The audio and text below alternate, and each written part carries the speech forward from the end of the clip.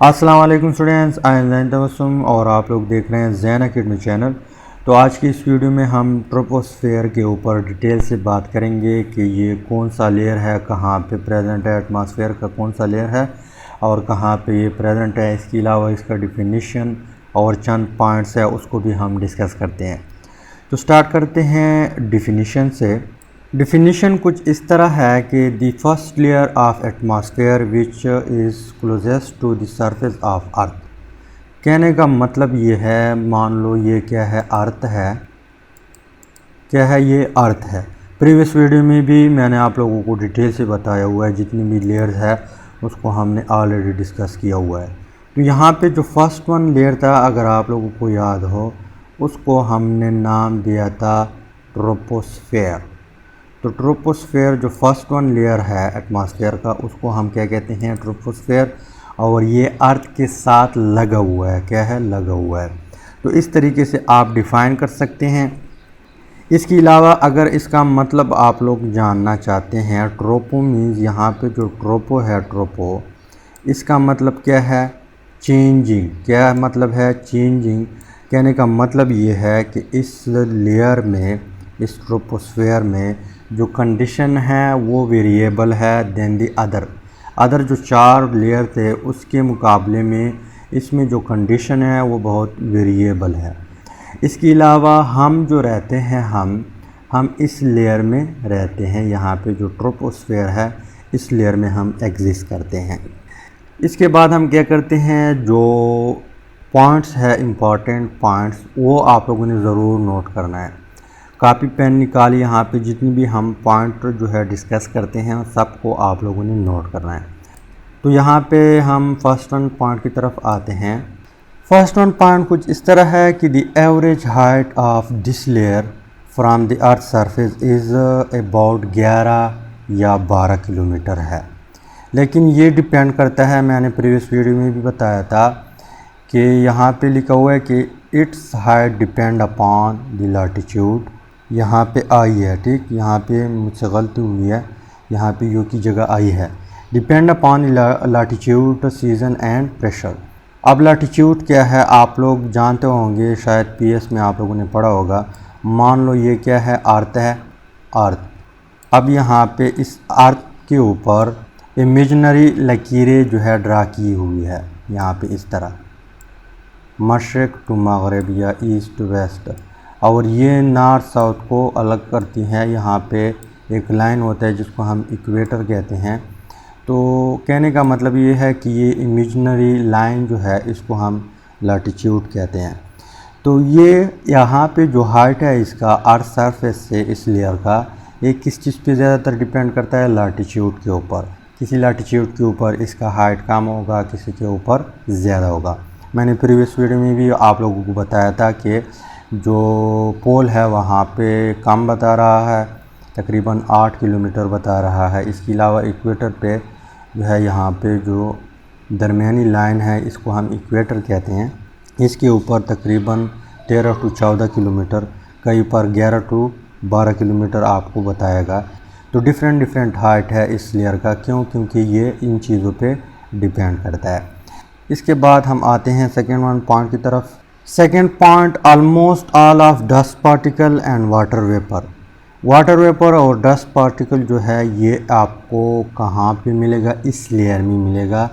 बाकी लेयर में भी हो सकता है, लेकिन इस लेयर में आपको ज़्यादा मिलेगा जो वाटर वेपर है या डस्ट पार्टिकल है। ये सेकेंड पॉइंट है। थर्ड पॉइंट की तरफ आते हैं। थर्ड वन पॉइंट कुछ इस तरह है कि all weather phenomena like cloud formation, ये बादल जो बनते हैं ना, ये किस लेयर में होते हैं? इस ट्रोपोस्फेयर में बनते हैं। इसके अलावा विंड जो है और बारिश वगैरह जो है, इसके अलावा ज़ालाबारी, ये सब चीज़ें आप लोगों को इस लेयर में मिलेगा। ये सारा कारोबार इस लेयर में होता है। इसके अलावा यहाँ पे स्नोफॉल, जो बर्फ़बारी होती है पहाड़ों के ऊपर, आप लोगों ने सर्दी में देखा होगा किसी वीडियो में या आप लोग गए होंगे, वो स्नोफॉल जो है। इसके अलावा बारिश जो है, ज़ालाबारी जो है, हवा जो है, इसके अलावा क्लाउड फार्मेशन जो है, बादल वगैरह, ये सारा कारोबार किस लेयर में होता है? ये आपको इस लेयर में मिलेगा। इसके अलावा जो नेक्स्ट वन पॉइंट है उसकी तरफ आते हैं। फोर्थ वन पॉइंट कुछ इस तरह है कि 70 to 75% ऑफ एटमॉस्फेरिक गैसेस।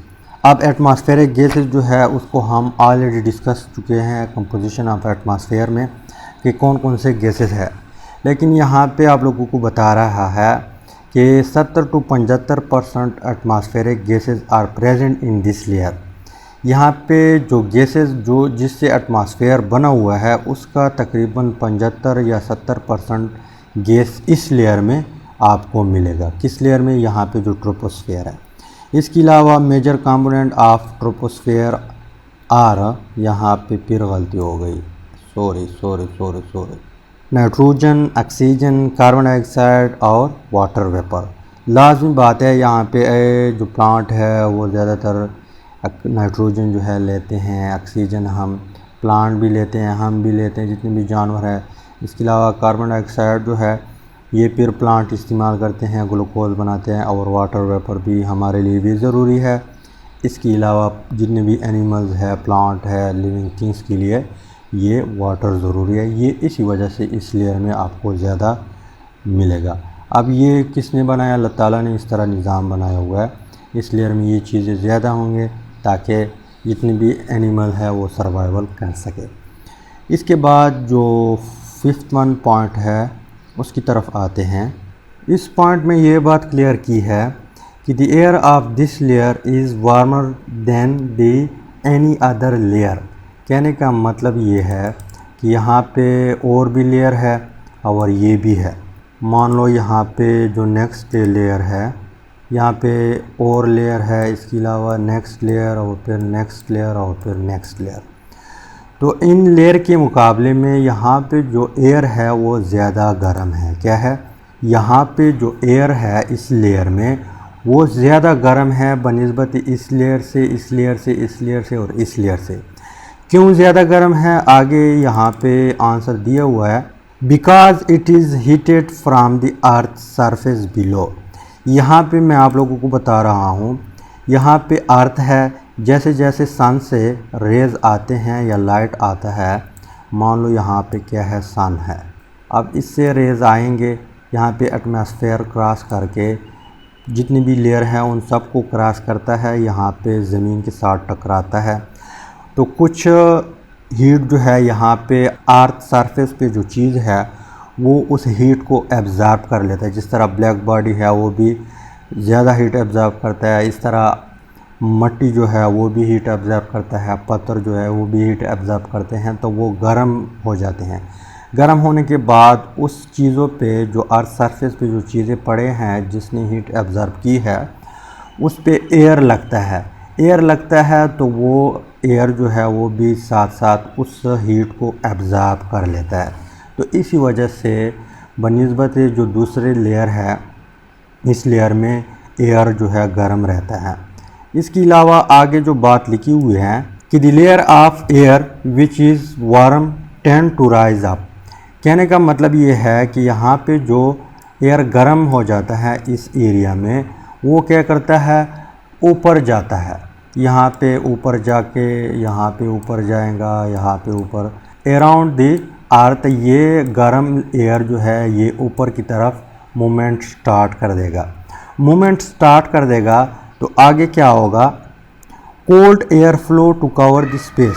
अब जैसे जैसे ये गर्म एयर ऊपर जाएगा तो यहाँ पे स्पेस खाली हो जाएगा, तो उस खाली स्पेस को पुर करने के लिए यहाँ पे जो कोल्ड एयर है इस एरिया में वो यहाँ पे आना स्टार्ट हो जाएगा। जैसे ही वो आना स्टार्ट हो जाएगा तो यहाँ पे मूवमेंट ऑफ विंड जो है, जो हवा चलती है वो स्टार्ट हो जाएगा। कहने का मतलब ये है कि हम जो एयर फील करते हैं, हमारे ऊपर जो हवा लगती है जब हम उसको फील करते हैं वो एयर की मूवमेंट है। वो किस तरह आती है? वो इस तरह आती है कि गर्म एयर जो है ऊपर मूवमेंट स्टार्ट कर देता है, यहाँ पे स्पेस खाली हो जाते हैं, यहाँ पे ठंडी हवा आना स्टार्ट हो जाते हैं इस स्पेस को भरने के लिए। तो इसकी वजह से एयर की मूवमेंट स्टार्ट होती हैं और उस मूवमेंट को हम क्या करते हैं, फिर फील करते हैं। इसके अलावा आगे जो बात लिखी हुई है कि the temperature decrease at the rate of 6.5 kilometre 6.5 degree Celsius पर किलोमीटर। कहने का मतलब ये है कि जैसे जैसे हम इस लेयर में ऊपर जाएंगे, मान लो यहाँ पे हम स्टार्ट हुए 0 किलोमीटर से स्टार्ट हुए, 1 किलोमीटर हमने सफ़र किया ऊपर की तरफ, तो 1 किलोमीटर के बाद टेम्परेचर जो है चेंज होता है। कितना चेंज होता है? 6.5 डिग्री सेल्सियस। जैसे जैसे आप ऊपर जाएंगे 1 किलोमीटर तक जाएंगे, तो यहाँ पे इस एरिया में और इस एरिया में जो टेम्परेचर का फ़र्क होगा वो कितना होगा, डिफरेंस कितना होगा? 6.5 डिग्री सेल्सियस। इसके अलावा मज़ीद आगे जाएंगे तो फिर 6.5 डिग्री सेल्सियस मज़ीद कम होगा, फिर 1 किलोमीटर आगे जाएंगे फिर कम होगा। आप लोगों ने ख़ुद देखा होगा जब आप लोग पहाड़ों पे चढ़ते हैं तो वहाँ पे टेम्परेचर कोल्ड रहता है। क्यों कोल्ड रहता है? कि जैसे जैसे हम इस लेयर में ऊपर जाते हैं तो टेम्परेचर डिक्रीज़ होता है। तो पर किलोमीटर यहाँ पे बताया हुआ है कि पर किलोमीटर 1 किलोमीटर जब हम ऊपर जाते हैं तो 6.5 डिग्री सेल्सियस जो है टेम्परेचर डिक्रीज़ होता है। इसके अलावा आगे जो बात लिखी हुई है कि the change in temperature of atmosphere with increase with height. कहने का मतलब ये है कि जैसे जैसे आप ऊपर जाते हैं इस लेयर में तो टेम्परेचर में चेंजिंग आता है। इस चेंजिंग और इस फिनोमेना को हम क्या कहते हैं? लैप्स रेट कहते हैं। क्या कहते हैं? Lapse rate. तो इस तरह क्वेश्चन भी आ सकता है कि व्हाट इज़ लैप्स रेट।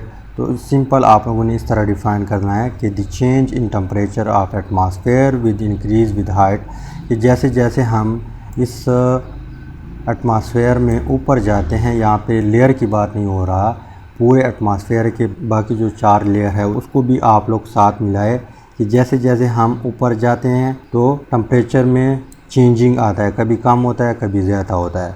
इस चेंजिंग को हम क्या कहते हैं? लैप्स रेट कहते हैं। क्या कहते हैं? Lapse rate. इसके बाद नेक्स्ट वन जो पॉइंट है उसकी तरफ आते हैं। लास्ट वन पॉइंट कुछ इस तरह है कि the average temperature near the surface is 15 degree Celsius. कहने का मतलब ये है कि अर्थ सरफेस पे जो एवरेज टेम्परेचर है, आप लोगों ने अभी ये नहीं सोचना कि इस टाइम अभी तो गर्मी है, इस टाइम 42-41 चल रहा है। इसके अलावा सर्दियों में फिर 5, 6, 7, 8 रहता है। तो यहाँ पे एवरेज बता रहा है। इन सब का जो है ज़्यादा और कम का एवरेज निकाला हुआ है, वो कितना होगा? 15 डिग्री सेल्सियस अर्थ सरफेस पे।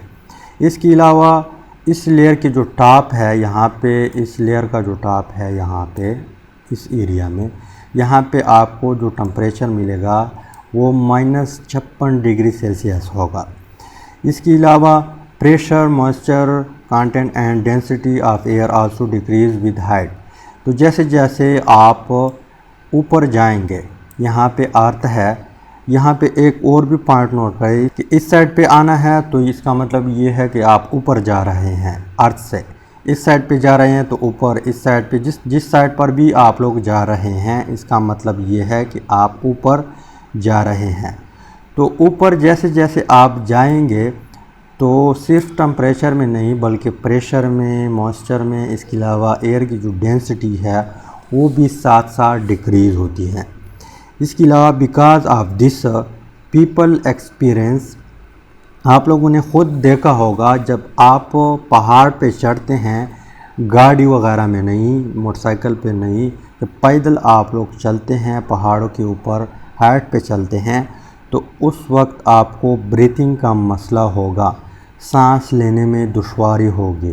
क्यों दुश्वारी होगी? क्योंकि वहाँ पे जो प्रेशर है, इसके अलावा जो डेंसिटी है, इसके अलावा टेम्परेचर, इन चीज़ों में कमी आ जाती है, ऑक्सीजन की कमी आ जाती है। इसी वजह से आपको वहाँ पे सांस लेने के दौरान दुश्वारी होती है। तो उम्मीद करता हूँ वीडियो की समझ आई होगी। अगर समझ आई है वीडियो को लाइक कर, शेयर करें और चैनल को भी सब्सक्राइब करें। इसके अलावा अगर आप लोग पेज पे देख रहे हैं तो पेज को भी लाजमी लाइक करें। Finally thanks for watching.